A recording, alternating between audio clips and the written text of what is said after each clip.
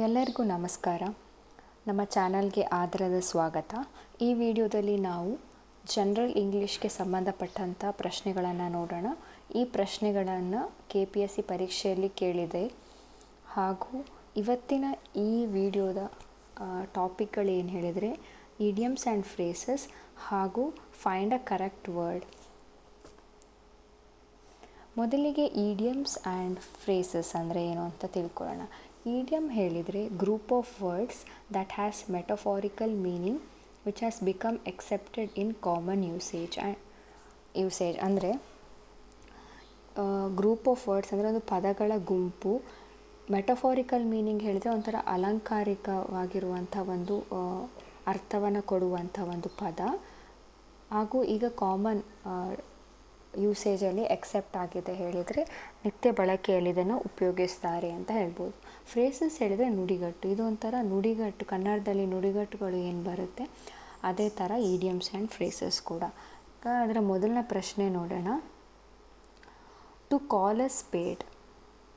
Options, ಇದಕ್ಕೆ ಸರಿಯಾದ ಉತ್ತರವನ್ನು ಗುರುತಿಸಬೇಕು.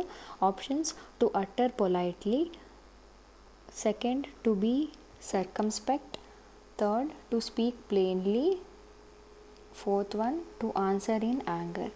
ಸೊ ಇದಕ್ಕೆ ಸರಿಯಾದ ಉತ್ತರ ಟು ಸ್ಪೀಕ್ ಪ್ಲೇನ್ಲಿ. ಇದರ ಮೀನಿಂಗ್ ಏನು ಹೇಳಿದ್ರೆ speak plainly without avoiding unpleasant or embarrassing issues. ಫಸ್ಟಿಗೆ ಪ್ಲೇನ್ಲಿ ಅಂತ ಹೇಳಿದ್ರೆ ಸ್ಪಷ್ಟವಾಗಿ ಹೇಳೋದು. ಸರ್ಕಮ್ಸ್ಪೆಕ್ಟ್ ಅಂತ ಆಪ್ಷನ್ ಇದೆಯಲ್ಲ, ಅದು ಜಾಗರೂಕ ಅಂತ ಅರ್ಥ. ಪೊಲೈಟ್ ಹೇಳಿದರೆ ಸಭ್ಯವಾಗಿ.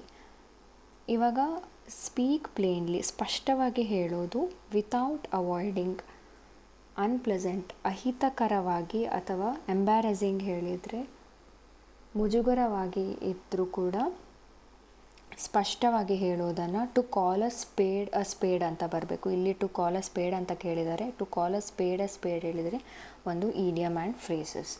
ಸೊ ಇಶ್ಯೂ ಹೇಳಿದರೆ ಸಮಸ್ಯೆಯನ್ನು ಸ್ಪಷ್ಟವಾಗಿ ಅಹಿತಕರ ಅಥವಾ ಮುಜುಗರವಾಗಿದ್ದರೂ ಅದನ್ನು ಸ್ಪಷ್ಟವಾಗಿ ಹೇಳೋದನ್ನು ಟು ಕಾಲ್ ಅ ಸ್ಪೇಡ್ ಅಂತ ಹೇಳ್ತಾರೆ.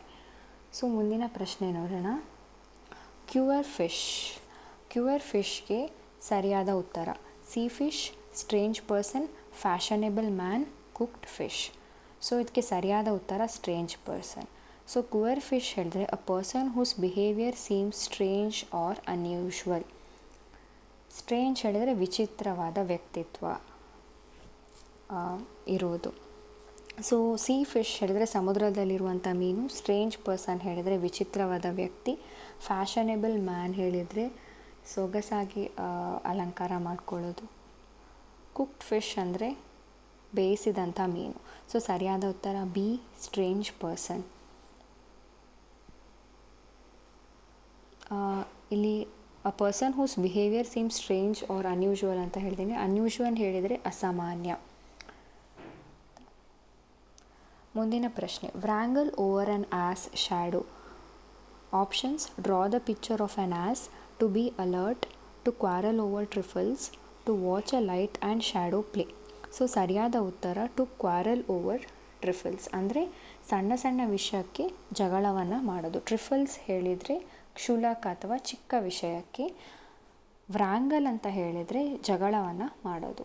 ಸೊ ಇದಕ್ಕೆ ಸರಿಯಾದ ಉತ್ತರ to quarrel wrangle over an ass shadow ಹೇಳಿದರೆ ಟು ಕ್ವಾರಲ್ ಓವರ್ ಟ್ರಿಫಲ್ಸ್. ಮೊದಲನೇ option draw the picture of an ass ಹೇಳಿದರೆ ಕತ್ತೆಯ ಚಿತ್ರವನ್ನು ಬಿಡಿಸೋದು. ಟು ಬಿ ಅಲರ್ಟ್ ಅಂದರೆ ಜಾಗರೂಕರಾಗಿರೋದು. To quarrel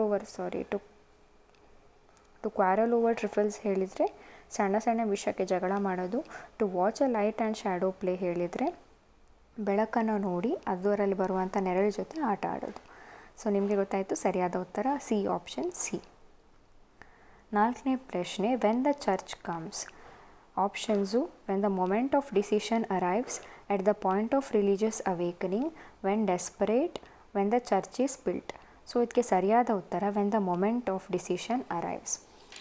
okay, when the moment of decision arrives ಹೇಳಿದರೆ ಡಿಸಿಷನ್ ಅಂದರೆ ನಿರ್ಧಾರ ಮಾಡುವಂಥ ಗಳಿಗೆ ಬಂದಾಗ ಅಂತ ಅರ್ಥ ಅದರದ್ದು. ವೆನ್ ದ ಚರ್ಚ್ ಕಮ್ಸ್ ಹೇಳಿದರೆ ಎರಡನೇ ಆಪ್ಷನ್ ನೋಡಿ, at the point of religious awakening, ಅಂದರೆ ಧಾರ್ಮಿಕ ಜಾಗೃತಿ ಆಗುವಂತಹ ಒಂದು ಕ್ಷಣದಲ್ಲಿ ಅಂತ ಅರ್ಥ. ವೆನ್ ಡೆಸ್ಪರೇಟ್ ಅಂದರೆ ಹತಾಶನಾಗೋದು. ವೆನ್ ಚರ್ಚ್ ಬಿಲ್ಟ್ ಅಂದರೆ ಚರ್ಚನ್ನು ಕಟ್ಟಿಸುವಂಥ ಸಮಯದಲ್ಲಿ. ಸೊ ಸರಿಯಾದ ಉತ್ತರ ಆಪ್ಷನ್ ಎ. ಮುಂದಿನ ಪ್ರಶ್ನೆ, ನೋ ಲಾಫಿಂಗ್ ಮ್ಯಾಟರ್. ಸೊ ಅದಕ್ಕೆ ಕೊಟ್ಟಿರೋ options something frightening, something sad, something serious, something worrying. So no laughing matter ಹೇಳಿದರೆ C, option C, something serious. So serious ಹೇಳಿದರೆ ಗಂಭೀರವಾದ ವಿಷಯ. ಫ್ರೈಟ್ನಿಂಗ್ ಹೇಳಿದರೆ ಹೆದರಿಕೊಳ್ಳುವಂಥ ವಿಷಯ, ಏನೋ ಹೆದರಿಕೊಳ್ಳುವಂಥ ವಿಷಯ. ಸಮಥಿಂಗ್ ಸ್ಯಾಡ್ ಹೇಳಿದರೆ ದುಃಖಕರವಾದ ವಿಷಯ. ಸಮಥಿಂಗ್ ವರಿಂಗ್ ಹೇಳಿದರೆ ಚಿಂತೆ ಕೊಡುವಂಥ ವಿಷಯ. ಸೊ ಸರಿಯಾದ ಉತ್ತರ ಆಪ್ಷನ್ ಸಿ, ಸಮಥಿಂಗ್ ಸೀರಿಯಸ್. ಮುಂದಿನ ಪ್ರಶ್ನೆ, to be beside the point. So options stick to the matter being discussed, change the matter being discussed, not be relevant to the matter being discussed, be relevant to the matter being discuss.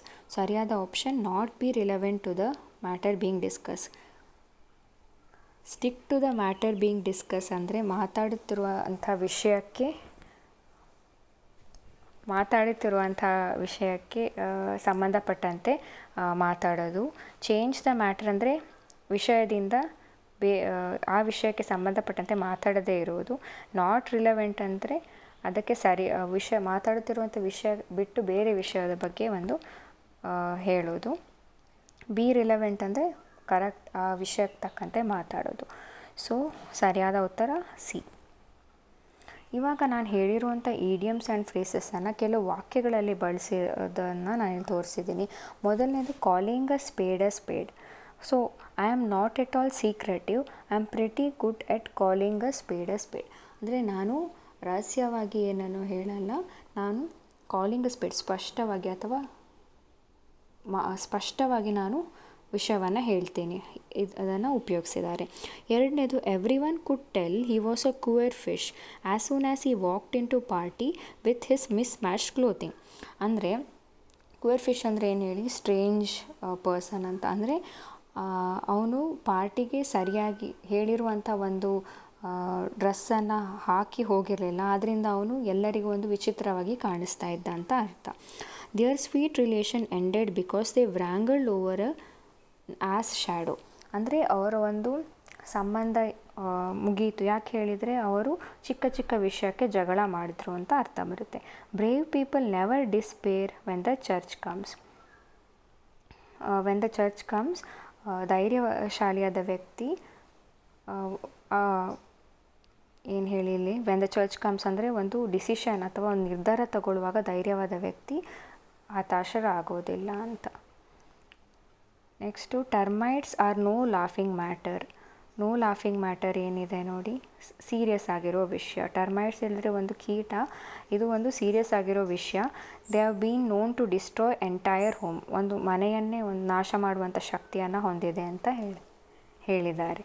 I do love the apartment but that's beside the point because I don't have enough money for a security deposit right now.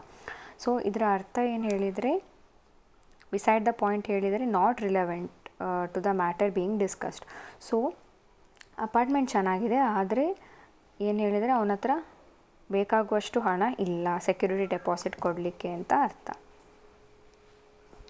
So 1ರಿಂದ 5ನೇ ಪ್ರಶ್ನೆಯಲ್ಲಿ ಸರಿಯಾದ ಒಂದು ಶಬ್ದವನ್ನು 4 ಆಪ್ಷನ್ನಲ್ಲಿ ನೀವು choose ಮಾಡಬೇಕು. So ಮೊದಲನೇ ಪ್ರಶ್ನೆ, knowledge. Options intelligence, brilliance, learning, sensible. So ಇದಕ್ಕೆ ಸರಿಯಾದ ಉತ್ತರ ಅಂದರೆ ಲರ್ನಿಂಗ್. ನಾಲೆಡ್ಜ್ ಅಂದರೆ ಜ್ಞಾನ, ಇಂಟೆಲಿಜೆನ್ಸ್ ಬುದ್ಧಿಶಕ್ತಿ, ಲರ್ನಿಂಗ್ ಬ್ರಿಲಿಯನ್ಸ್ ಹೇಳಿದರೆ ಚುರುಕಾಗಿರುವಂಥ ಬುದ್ಧಿಶಕ್ತಿ, ಲರ್ನಿಂಗ್ ಹೇಳಿದರೆ ಕಲಿಕೆ, ಸೆನ್ಸಿಬಲ್ ಹೇಳಿದರೆ ಸಂವೇದನಾಶೀಲ. ಸೊ ಸರಿಯಾದ ಉತ್ತರ ಅಂದರೆ ಲರ್ನಿಂಗಿಂದ, ಕಲಿಕೆಯಿಂದ ನಮ್ಮ ಜ್ಞಾನ ನಾಲೆಡ್ಜ್ ಹೆಚ್ಚಾಗುತ್ತೆ. ಸೊ ಸರಿಯಾದ ಉತ್ತರ ಲರ್ನಿಂಗ್. ಸೊ ಮುಂದಿನ ಪ್ರಶ್ನೆ, ಟ್ರಾನ್ಸ್ಪರೆನ್ಸಿ ಅಂದರೆ ಪಾರದರ್ಶಕ. ಇದಕ್ಕೆ ಸರಿಯಾದ ಆಪ್ಷನ್ಸ್ ಹೊಂದುವ option light, opacity, clear, openness. So ಸರಿಯಾದ ಉತ್ತರ ಓಪನ್ನೆಸ್. ಸೊ ಒಪೆಸಿಟಿ ಹೇಳಿದರೆ ಅಪಾರದರ್ಶಕ, ಲೈಟ್ ಹೇಳಿದರೆ ಬೆಳಕು, ಕ್ಲಿಯರ್ ಹೇಳಿದರೆ ಸ್ಪಷ್ಟ, ಓಪನ್ನೆಸ್ ಅಂದರೆ ತೆರೆದಿರುವಿಕೆ. ಮುಂದಿನ ಪ್ರಶ್ನೆ, ಡಿಫೈ ಅಂದರೆ ಧಿಕ್ಕರಿಸುವಂಥ ಅರ್ಥ. ಇದಕ್ಕೆ ಸೂಕ್ತವಾಗಿ ಹೊಂದುವ ಪದ ಕನ್ನಿಂಗ್, ಅಗ್ರಿ, ಚಾಲೆಂಜ್, ರೆಬೆಲ್. ಸೊ ಸರಿಯಾದ ಉತ್ತರ ಚಾಲೆಂಜ್.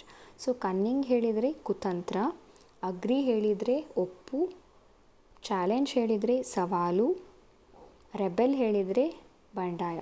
ಸೊ ಸರಿಯಾದ ಉತ್ತರ ಚಾಲೆಂಜ್ ಅಥವಾ ಸವಾಲು. ಡಿಫೈ ಕೂಡ ಅದೇ ಚಾಲೆಂಜ್ ಥರನೇ ಮೀನಿಂಗ್ ಬರುತ್ತೆ, ಧಿಕ್ಕರಿಸುವಂಥ. ಮುಂದಿನ ಪ್ರಶ್ನೆ, ಪ್ಯಾರಡೈಸ್ ಅಥವಾ ಸ್ವರ್ಗ. ಇದರ ಅರ್ಥ place of worship, a place of great beauty or happiness, beach house, Christian holy place.